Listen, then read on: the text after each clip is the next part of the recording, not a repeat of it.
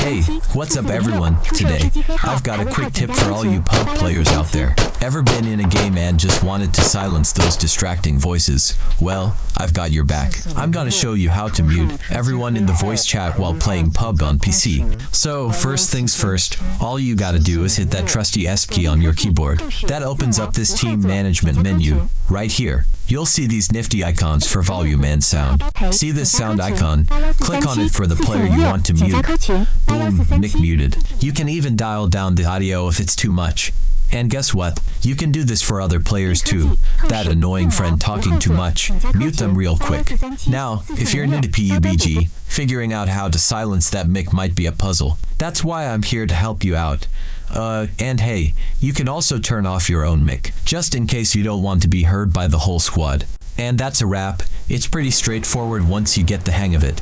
Thanks for tuning in. Folks, if this helped you out, drop a like and hit that subscribe button for more tips and tricks.